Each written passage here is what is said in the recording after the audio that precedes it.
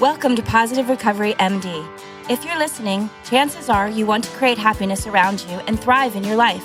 We're glad you're here and you've come to the right place. This podcast will inspire and motivate you to not merely survive your recovery journey, we'll give you the tools to build or strengthen your foundation to thrive and flourish in your life. Each week, we'll come together as a community to have authentic conversations around addiction, recovery, and what matters. Growth and progress, not perfection. All while developing positive habits for you to utilize in your life. To learn more, please visit positiverecoverymd.com to sign up to receive the daily positive interventions that we'll review, as well as gain access to exclusive Positive Recovery content available only to Positive Recovery MD listeners. All right, let's get started. Good day, boys and girls, ladies and gentlemen. Welcome to another installment of Positive Recovery MD podcast with your hosts, Jason Powers, Julie DeNova, and Hopa. We have a Greek American born and raised in Houston guest, Jamie Demeris. He grew up in the restaurant business, and if you are from Houston or the area, you've heard of Demeris. It's a name in the restaurant industry. Jamie also works with us, and I think every rehab or all the good ones have at least like one guru, so to speak.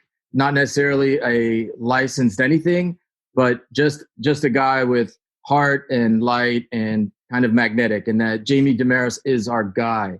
He spent 19 years in the depths of addiction. We're going to ask him to talk about that in a little bit. And he sobered up on December 13th, 2006. He is a daddy, co-parents two beautiful children, aged 6 and 8. He is a certified 200-hour yoga instructor. I didn't know that was a thing. 200-hour. I thought it was by type. So maybe talk about that. He's admissions coordinator at PRC, Positive Recovery Center, and spends most of his time in self-discovery through examining his navel. Many different types of practices. Welcome, Jamie. Thank you. It's funny when you were saying every treatment center has I thought you were going to say, has a story about Jamie because he's been to every treatment center. I was like, he's not going there off the bat, is he? Yeah, we don't mess around on this show. Right. I like to throw my guests directly under the bus initially and then watch them clot themselves out. It's always good. Awesome. Yeah. So, yeah.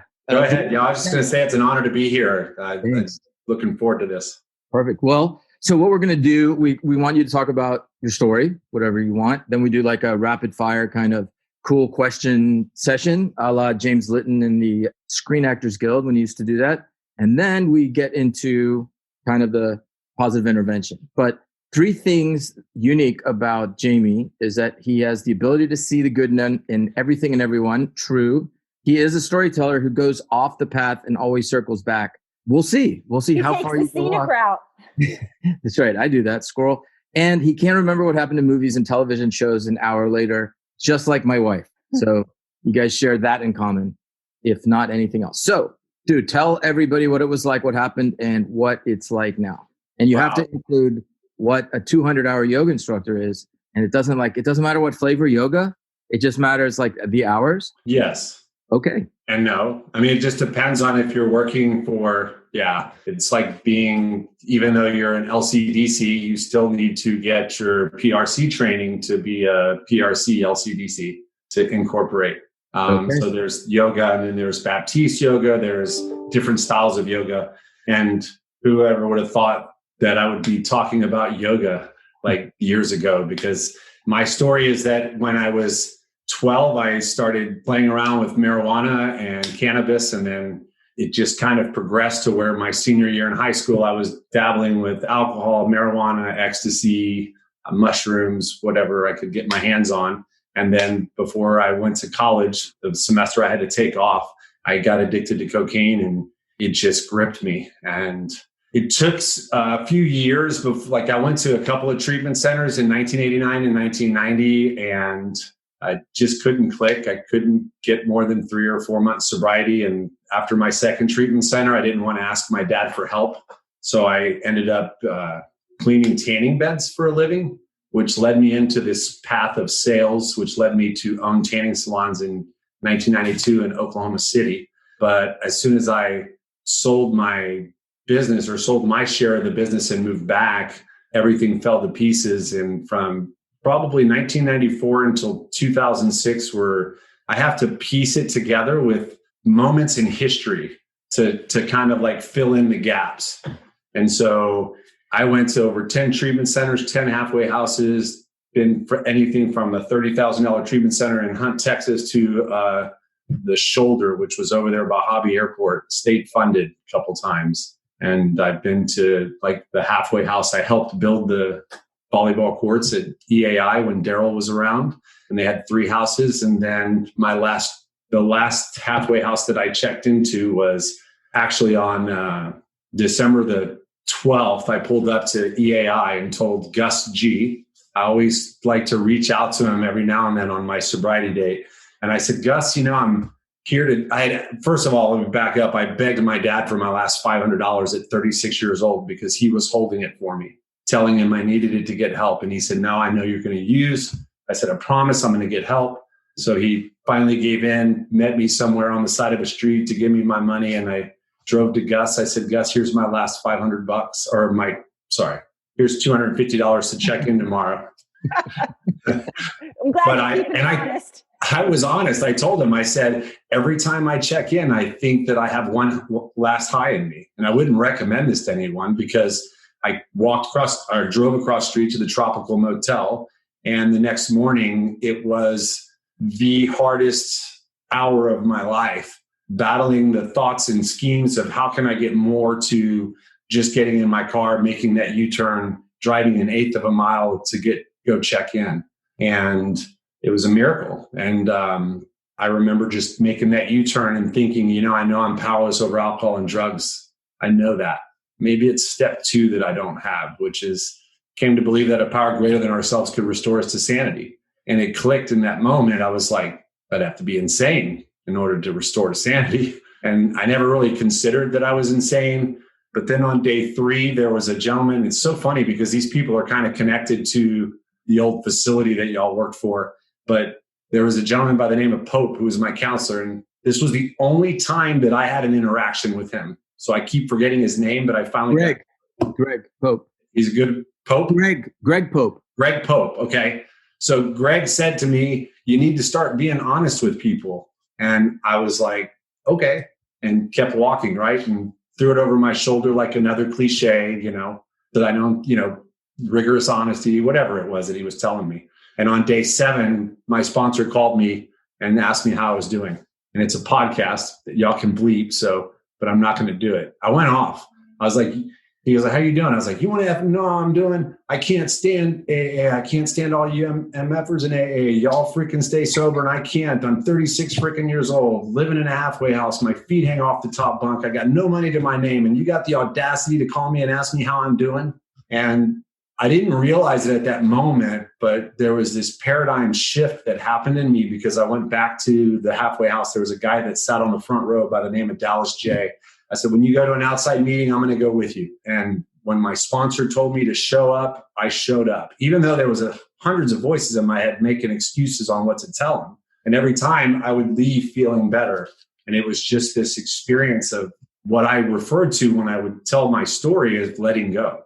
I've come to uncover more truth about what actually happened in that moment, which I'll get to later. It's that fancy circling back thing that I do. Part of the reason why I'm not going off at a tangent is because of some of the work that I've done recently to really be intentional with my words. A lot of times I would go off on tangents, not even knowing I was going, and then have to try to figure out how to circle back. And sometimes I still do it to this day, and I'll do it. You're probably creating it as we speak. But anyways, so I kind of have an idea of what it was, but all I knew at that moment was that I'd let go. So every time that I would tell this part of the story, I would always say that the one thing that I wish that I could teach a newcomer was how to let go. But it's the one thing you can't teach. And what happened is I got married, had 2 beautiful children, but we didn't really put our work towards the relation. I can only speak for myself. Like there was a lot of external factors with job and, stuff that I had unprocessed and not really worked on that I didn't want to talk about in the relationship that just our relationship got to a point where we decided to divorce. And it was heartbreaking at like 8 years sobriety. You think, what's going on in my life? You know, if you would have told me this is what sobriety was going to be like, and now I've got an infant son and a 2.5-year-old daughter. And so at that moment, I just made a declaration that I was going to come out of this a better person. And what happened down the line is that by divine timing, and I won't go into detail on that, but there was this divine timing moment where 3 people came together that took a lot to get us all there. And somebody said, hey, you should come do yoga with us. And I was like, okay. And I tripped into this yoga studio, and within 2 weeks started noticing that I was seeing people different. I was engaging with them different. Things my sponsor had been trying to teach me for 8 years, all of a sudden were opening up. And I actually battled with the question of, I didn't know a question yet, but what was happening was I stopped calling my sponsor because I was doing all this yoga and participating in these programs that they had. And there was a guilt that was going on inside of me. And so when we finally met and sat down, he looked across at me and said, you know, you need to figure out like, what's your priority? And I'm like, well, I got that. I'm just trying to be honest with you. And he's like, look, all I can teach you is what I was taught. And if you don't put your sobriety first, right? So, and it got a little heated. We tend to do that from time to time. We're very passionate, but got a little heated. And what we decided to do was I was going to leave and review on whether what was important to me. And then he was going to leave and do what he always does. And he goes and refers with his sponsor. And so we circled back a week later, and I knew that sobriety was important to me. And his sponsor had asked him if I was regressing or if I was progressing. And he said, well, he's clearly progressing. He's clearly like moving forward in life. And he's like, then support him. And so it kind of evolved and shaped our relationship in a different way. And I kept following this path. And the path led me to getting a 200-hour certification with yoga. I also did some other leadership trainings and transformational work.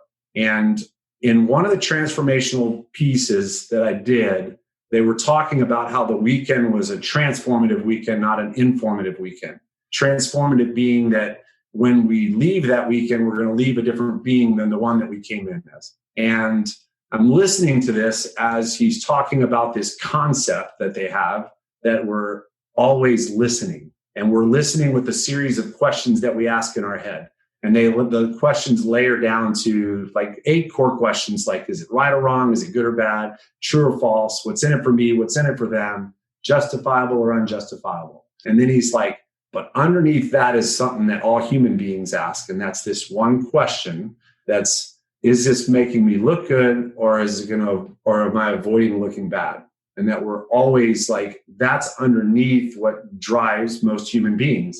And he keeps going back and forth to this transformative program, coming back to this concept. And then he asked the question, what's underneath that?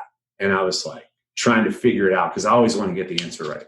And what was underneath that was our authentic self. And it was like, I got goosebumps and realized that what happened on day 7 when my sponsor called me and asked me how I was doing was that I not only touched my authentic self for the first time in 20 years, I pierced it. Like I just vomited it all over him. Whereas in the past, I would always, like, if my parents asked me how I was doing, I would answer in relation to what they wanted to hear, or to try to cover what was really going on because I couldn't talk with them or whatever it was. And this was like one of the first times where I just let it go and let it all out. And it was like this shift happened inside of me.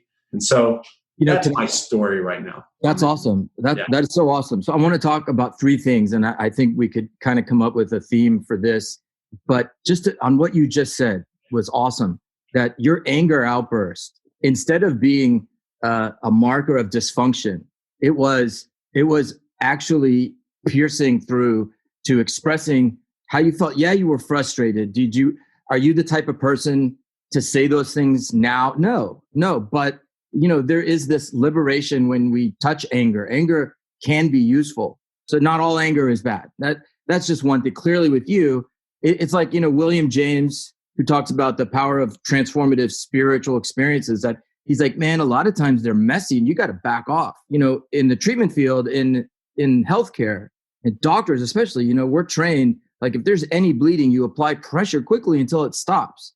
And then, in mental health, like somebody says they're depressed or sad, the prescription for an antidepressant is like not far behind, but that doesn't necessarily help. Actually, a lot of times I don't think it does. And allowing the process to happen in you was very transformative, right? So that's like not really a follow-up question, but I think it's amazing. And I think a lot of listeners need to hear that, because we're afraid to touch on anger. It's almost like, don't be angry. Anger is a bad mark. So I do not think that's the case, but I do want you to comment on two things. One is letting go. Like the letting go piece is, a lot of people say that's the step one. And you had said that I always did step one, but you really hadn't done that. So, sure. And then also I have a problem with restoring us to sanity also, because, saying everybody with the disease of addiction is insane is just not true. And it's not fair. And insane is such a contentious, insidious, like bad, shameful type of broad, bad name, or, it doesn't apply. But I was taught the insanity is the thought that you can control it. So it's very much tied into letting go. So yeah, talk about those two things. Like, what's your perspective? How do you talk to newcomers or sponsees about it? What's your take? Yeah. How do I talk? I've completely shifted how I talk to people nowadays because of a lot of the work that I do, and meaning like the work that I do for myself. I actually have a story that when it was my sobriety date of 2018, which was 12 years sober. It was a Thursday, and I was volunteering teaching yoga at this place called Sobriety Matters, which is now called Positive Recovery, which is where I work. But I was volunteering at this time, and it was my sobriety morning, and I was teaching the students to teach, and I had heard a teacher of mine the previous day, his name's Marlon Hall, talk about how we needed, like, he was calling poses, and he was telling us to let go of what your mind is telling you right now. Just if you're pulling your thoughts from the past into this pose, or you're thinking about the pose in the future, he said, just tune into your breath and tune into your body and listen to your body right here, right now. And I realized something is that's letting go. The letting go is the schemes and plans and things that we try to control, and what life is going to look like tomorrow, and trying to make sure that we do the things that we think we're supposed to do to get to that when it never happens, and just be here right now and follow some suggestions. I mean, that's the early recovery, right? But that practice just evolves and evolves and evolves. And when I was teaching that class, it was like this full circle. Because here I was 12 years later, a mile down from the halfway house that I sobered up at, and 0.8 of a mile from the tropical motel, teaching people how to let go in a roundabout way. The thing is, like, right now, you're talking about it in a way that's profound to me, that speaks of that Buddhism is the source of all suffering, is attachment. And letting go universally, of course, is a solution. So letting go of, I can use one more time, or I can control my use, or things aren't so bad, like holding on to that idea. I just personally, I don't think people early in recovery can get that message you just said. I think it's phenomenal. And that's why we sort of apply techniques. We meet people where they're at, right? Like you couldn't have had this conversation then. You would have probably chewed somebody's head off, hopefully, because then that would have been where you were at the time. But I guess my question was focusing around, like, you realize that you hadn't let go. Were you were talking about everything at this point, or were you talking about when I made that U-turn and I realized that I was powerless over? So you spoke about, like, feeling like you had you're translating the first step into let go. Maybe. When I was reciting the first step, which was admitted we were powerless over alcohol, I knew that, and that my life had become unmanageable. I got that. That part I got, right? Okay. Came to believe that a power greater than myself could restore me to sanity. Like, if you really break that down, it does say restore me to sanity, which means that at one point I was sane, but the behaviors that I'm doing right now are insane. And I'm not breaking it down, but like, that's the problem with us addicts and alcoholics, is that it's not what it says, it's what we make it mean. And what I made it mean was that my life was going to be completely different. And the truth is I was probably scared because I had no idea who was going to come out, like what life was going to be like sober. And it was scary to me. If you would have asked me 14 years ago, where will you be 14 years from now? I'd have sold myself short. I'd have had a house, cars, a business, all this financial stuff, material stuff. And what I do today is probably the most fulfilling thing that I could imagine doing. And it just keeps getting better. And it's not even just in the work. It's my home life. It's with my children, with friends, the practices that I do every day. And I know it's a process, and I never understood the peeling layers part, but it's all peeling layers. You're right. Early on, I couldn't hear any of this. What I did hear, and this is what my sponsor told me. He said, I remember I would meet him at Cafe Express, and I would always say, I'm so frustrated right now. Like, I don't know what I'm supposed to do, or I'm only working 4 hours a day. And I thought that 36 years old, make like $10,000 a year. And I couldn't see it. And he's like, trust me, you're right where you're supposed to be. He goes, whenever you're frustrated, just do the next right thing. And one thing that I've come to believe is that cliches are cliches until you experience them. And then they're way more than a cliche. But at that point in time, I heard what he said. But for the years prior, it was one day at a time, 1 minute at a time. Okay, whatever. That shit doesn't work. But I heard him say, do the next right thing. And so I put that into application and started doing the next right thing. And I wasn't so sure at this point that I believed in God anymore. But in the stacking of next right things, I realized something. And that was that if there is a God, there's only one place that he can exist. And that's right here, right now. And that was the beginning of, it was so simple at that point. That's as far as I could explain it to anybody. Because I remember saying it. Today, with what I know, it's like, holy shit, that was profound. Right? But it's so much more because life only happens right now. And right. We miss so much of it trying to you do have to there is something said for planning and trying to create something, but says something about how an addict's mind works where he's never really present and he's always checking out and missing everything. Yeah, I think that's why one of your favorite pieces of advice that you've ever received was from a good friend of yours, Nick Zog, founder of We Thrive Vitality and Yoga. And that quote was, why would you close the door on an assumption and limit your possibilities?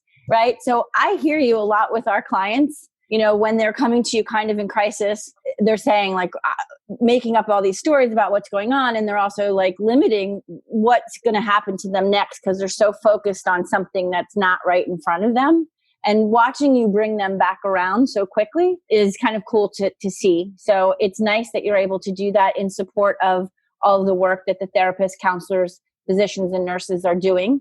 And then also from, when you were talking about the practice of yoga with our clients, that's just another way that they can be in their body and be in a different space that they can experience different things. So they may have actually been able to experience letting go in that class in a much different way than we would have been just kind of from a therapy standpoint saying, you got to learn to let it go, so maybe experiencing it in body was really helpful to some of those folks. And having been and participated in some of your classes, they are transformative for the client. And the yoga classes do allow people to do something different. So Julie, have you had an experience like I have? I started to do, when I got early in recovery, I was doing sweat lodges and then naturally the hot yoga.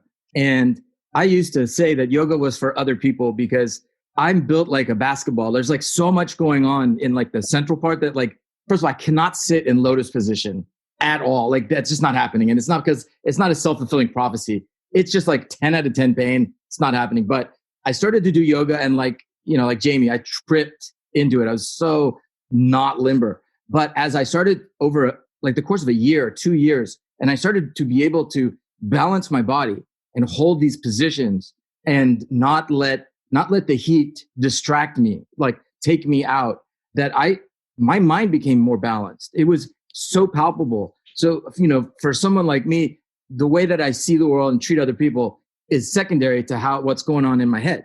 And Isn't that true of most people? Yeah, but I just kind of like to say it that way.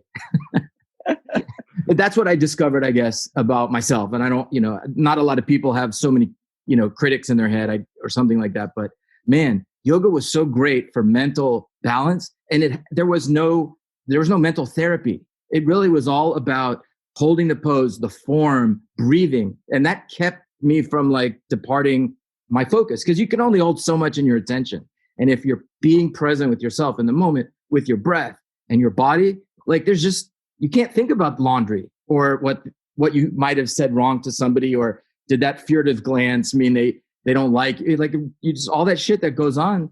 And it was great. So even when I'm not doing yoga, it carries over. But I mean, certainly there's a certain amount of maintenance, right? Jamie, how about we go to the rapid fire question section? Yeah. Can I just touch on that maintenance piece? Yeah, totally. Because I was actually going to make a joke. Like, you know, you're well beyond the 200-hour yoga guy. Like, why don't you say I'm 205 or whatever it is? Yeah, like a year and a half or something. Now the maintenance piece, like that was one of the things that I always was curious about, why it was called a practice. And it's because it's forever. Right. But most people never make it to a yoga mat because of those voices. Oh, I can't do it because I can't sit in lotus. Yeah, I'll do it when I lose a little bit more. And the thing is that that's what defeats us in life. It's limiting our life. It's creating a narrow field that we can play in because we don't believe things are possible. When the truth is when you really tune in to tap into your power is way more than you give yourself credit for. Way more. And they're studying it today. And it's just, I don't know. This stuff fascinates me. And I just am, it's one of my top 5 character strengths, my love of learning. Yeah. I did not have that in the past. And that's great. Yeah. All right. So what is your favorite sound? Today it's Spotify music that I find and that just touches my soul in an inspiring way. What sound is the most disturbing to you? Fingers on a chalkboard. Gotcha. Yeah. All right. What's your favorite historical or fictional character? Historical or fictional? Or living today? That's like, any character, right? Who would you say your hero is? And it can include anything from any fantasy realm, you know, Dumbledore, whatever. I'm inspired by Dr. Joe Dispenza's story that led him to studying, which I just found out today.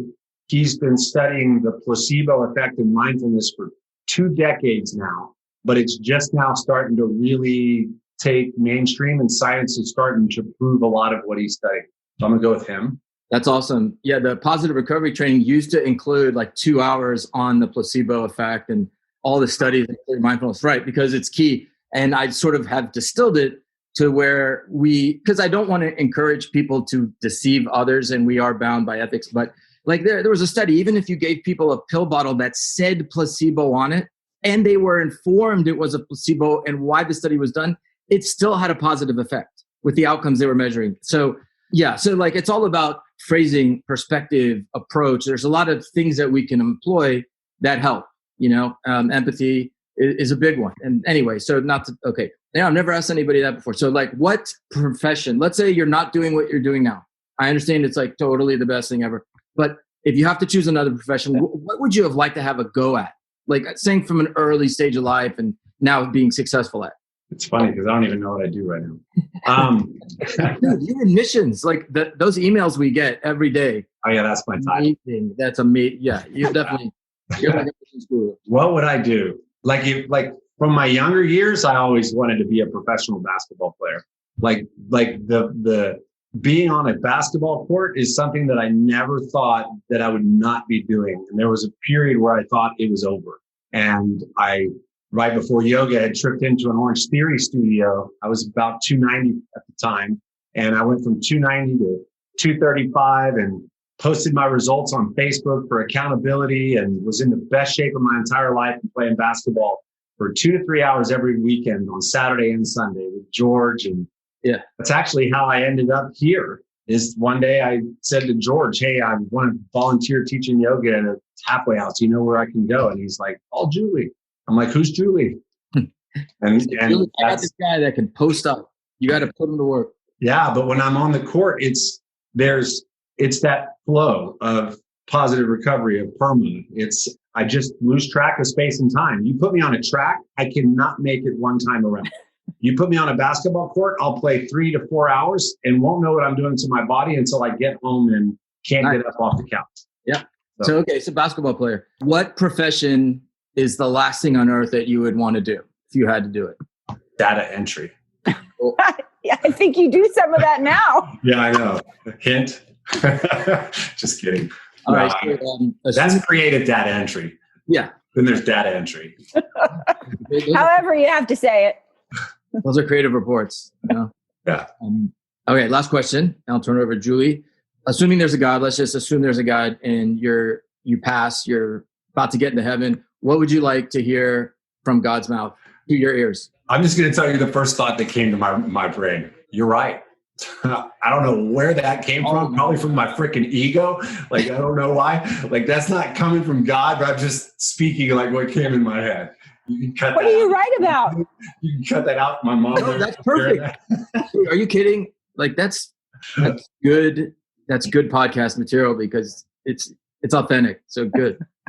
That's what came out. Yeah. You're right. I should have taken the left turn in Albuquerque. You know? All right. Because I'd look right back at him and say, so were you. You know? Yeah, that's good. We should ask. And what do you say back? Well, we were made in you were made in my liking. Bouncing back and forth. Well, he left off half of me if you were in his liking, man. I'm 5'6". What are you, like 11'2"? Yeah. We're just the opposite of you. Exactly. 5. Oh, Are you really 6'5"? Yeah. Hey, by the way, my son, I don't know if you know this. My son, who's a freshman, made the varsity squad in basketball. He's Stop it. He's awesome. He's amazing. Wow, you got 4 years of good stuff coming. Yeah. Man, that right there, just hearing that charges me. Like, I know what it's like for him. I mean, there's nothing like getting on that court and just. He loves it so much. And the best part about it is it's a team sport. So it's not like an individual. So like it involves, like, I don't know. I couldn't do an individual sport. It would get to my head. Well, you'd like him. He's a passing first guard. Oh, wow. I'm like, yeah, he is. He'll drive and set up the most beautiful passes. And so now he's able to play with people who can be where the pass should be. So here's a fun fact about me. Okay. When I was in high school, it was always about scoring and rebounding. I don't know when it started happening, but if I love nothing more now than giving the assist, there's nothing more gratifying than when he feeds it in and I'm able to have that perception and then they cut nothing more gratifying. Yeah, that's great. And it's kind of like the symmetry of life, though. Like we think it's all about us, individualism, this, that. And then there was a class that one of the workshops that I did where they talked about the 3 elements that you need to measure on whether something is real for science. And it's distance, space, and time. And so I asked this question in this thing and he was like, oh my gosh, I see where you're going, but I need to stay on path where I'm going, because he was going somewhere completely different. But I said, when you're thinking about yourself, it's not real. You're not real because you don't have distance. But when you get out of yourself to give to others is when you actually become something. And it's like the basis of all transformative work is that giving back. I like that. I like that a lot. Yeah. Yeah. I mean, there's times where you definitely need to work on yourself and think of yourself. But I know what you mean. I mean, I get it. I totally get it. Sometimes I go deep into my thought that I don't even know what created that thought for me to tell that story. What were we talking about? Well, I think basketball and the assist. We're thinking of the triangle offense. So it's distance, space, time, right? Oh, yeah, exactly. But it's also thinking about the evolution of when a player really becomes good is when it stops being about them and it starts being about the team. Yeah. Right? It's the same thing with life. It's when the addict stops being about them and it starts being about helping others is when it really starts to make a change in our life. And I think when people start to learn to love themselves, that's when the change can happen. And so today's quote is by Susan Skye. You can't punish yourself into change. You can't whip yourself into change, but you can love yourself into well-being. Love is many things. Love is the most sustaining virtue of humanity and creation's greatest joy, the antidote for fear, the most effective strategy for silencing your inner critic, the voice that tells you you're not good enough or that you don't belong. Allowing others to love you and loving others with your whole heart fosters unparalleled positive emotions. At Positive Recovery, we do a positive intervention each day, a lot of times with our clients and our staff.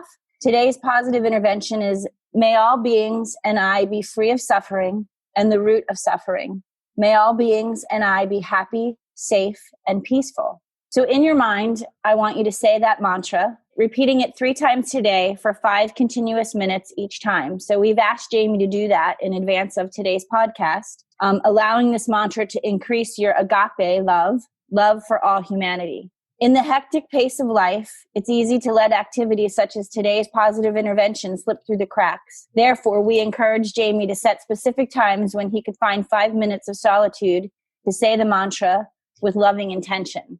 And so when Jamie was assigned this positive intervention and we asked him to participate, I felt like, wow, this feels like this is a great one for Jamie, because I know how he feels about love and loving, but also just that I can picture you really getting into this. So what was this like for you? So at first it was very familiar to the way I start my days, because I start my days with a gratitude list and setting intentions for the day. And it's like a shift in my energy. So I felt the shift immediately to where in the moment I was just feeling grounded and connected. What I didn't realize was going to happen was that I was going to do it periodically through the day, which you don't typically do, to reground and regroup and start anew. And it was very, I noticed it starting to show up, and me showing up more balanced, and the people showing up more balanced around me,